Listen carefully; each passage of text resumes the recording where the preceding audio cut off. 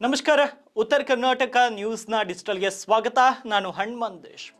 America ಪ್ರವಾಸದಲ್ಲಿರುವಂತಹ Narendra Modi ಶ್ವೇತ ಭವನಕ್ಕೆ ಭೇಟಿ ನೀಡುವಂತಹ ಸಂದರ್ಭದಲ್ಲಿ ಪ್ರಧಾನಿ ನರೇಂದ್ರ ಮೋದಿ ಅವರು ಟೆಸ್ಲಾ ಮತ್ತು space X CEO Elon Musk ಅವರನ್ನ ಭೇಟಿ ಮಾಡಲಿದ್ದಾರೆ ಅಂತ ತಿಳಿದು ಬಂದಿದೆ.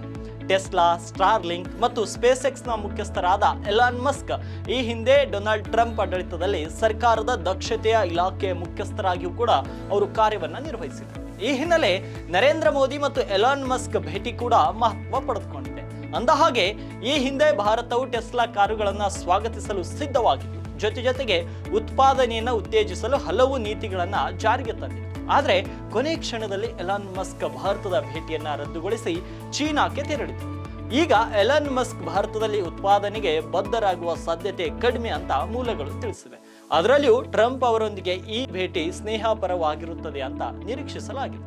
ಎಲಾನ್ ಮಸ್ಕ್ ಅವರು ಪ್ರಧಾನಿ ನರೇಂದ್ರ ಮೋದಿ ಅವರನ್ನ ಭೇಟಿಯಾದಾಗ ಎಲೆಕ್ಟ್ರಿಕ್ ವಾಹನಗಳು, ಸ್ಟಾರ್ಲಿಂಕ್ ಪರವಾನಗಿಗಳು ಮತ್ತು ಸ್ಪೇಸ್ ಎಕ್ಸ್ ಇಸ್ರೋ ಸಹಯೋಗದ ಬಗ್ಗೆ ಚರ್ಚಿಸುವ ನಿರೀಕ್ಷೆ ಇದೆ. ಎಲಾನ್ ಮಸ್ಕ್ ಈ ಹಿಂದೆ ಭಾರತ ಮತ್ತು ಅದರ ಪ್ರಜಾಪ್ರಭುತ್ವ, ಕೌಶಲ್ಯ ಮತ್ತು ತಂತ್ರಜ್ಞಾನದ ಕೊಡುಗೆಗಳನ್ನು ಶ್ಲಾಘಿಸಿದರು. ಆದರೆ ಭಾರತದ ಆಮದು ಸುಂಕದ ಬಗ್ಗೆ ಅಮೆರಿಕಾಗೆ ಭಿನ್ನಾಭಿಪ್ರಾಯಗಳಿದ್ದು, ಭಾರತೀಯ ವಾಹನ ಉದ್ಯಮವನ್ನು ರಕ್ಷಿಸಲು ಆಮದು ಸುಂಕ ಅವಶ್ಯಕತೆ ಅಂತ ಅವರು ಹೇಳಿದರು. ಭಾರತ ನಂಬಿದ್ರೆ ಮಸ್ಕ್ ಅದನ್ನ ತೆಗೆದು ಹಾಕಬೇಕೆಂತ ಬಯಸುತ್ತಾರೆ. ಟ್ರಂಪ್ ಅವರ ಮೇಕ್ ಇನ್ ಅಮೆರಿಕಾ ನೀತಿಯು ಭಾರತಕ್ಕೆ ಮತ್ತೊಂದು ಸವಾಲನ್ನ ಸೃಷ್ಟಿಸುವ ಸಾಧ್ಯತೆ ಇದೆ. ಟೆಸ್ಲಾ ಭಾರತದ ಮಾರುಕಟ್ಟೆಯನ್ನ ಪ್ರವೇಶಿಸಿದ್ರೆ ಮಾರಾಟ ಶುಲ್ಕಗಳು, ಉತ್ಪಾದನೆ, ಪಾಲುದಾರಿಕೆಗಳು, ಉದ್ಯೋಗಗಳು ಮತ್ತು ತಂತ್ರಜ್ಞಾನ ವರ್ಗಾವಣೆಯ ಕುರಿತು ಸರ್ಕಾರವು ಹಲವು ಅಂಶಗಳನ್ನ ಪರಿಗಣಿಸಬೇಕಾಗುತ್ತದೆ. ಈ ಎಲ್ಲ ಅಂಶಗಳು ಭಾರತ ಮತ್ತು ಟೆಸ್ಲಾ ನಡುವಿನ ಒಪ್ಪಂದದ ಮೇಲೆ ಪರಿಣಾಮವನ್ನ ಬೀರಬಹುದು. ಎಲಾನ್ ಮಸ್ಕ್ ಅವರು ಈ ವರ್ಷ ಕೈಗೆಟುಕುವ ಬೆಲೆಯ ಎಲೆಕ್ಟ್ರಿಕ್ ವಾಹನಗಳನ್ನ ಬಿಡುಗಡೆ ಮಾಡುವ ನಿರೀಕ್ಷೆ ಇದೆ.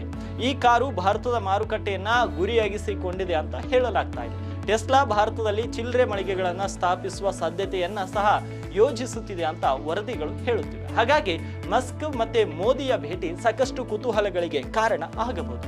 ಒಂದು ವೇಳೆ ಮಸ್ಕ್ ಮತ್ತೆ ಮೋದಿ ಭೇಟಿ ಆದ್ರೆ ಯಾವೆಲ್ಲ ವಿಷಯಗಳ ಕುರಿತು ಚರ್ಚೆ ನಡೆಯಲಿದೆ? ನಿಮ್ಮ ಅಭಿಪ್ರಾಯಗಳನ್ನ ಕಮೆಂಟ್ ಬಾಕ್ಸ್ ನಲ್ಲಿ ಕಮೆಂಟ್ ಮಾಡೋದನ್ನ ಮರಿಬೇಡಿ ಮತ್ತು ಈ ರೀತಿಯ ಲೇಟೆಸ್ಟ್ ಅಪ್ಡೇಟ್ಸ್ಗಳಿಗಾಗಿ ಚಾನಲ್ಗೆ ಸಬ್ಸ್ಕ್ರೈಬ್ ಮಾಡ್ಕೊಳ್ಳಿ.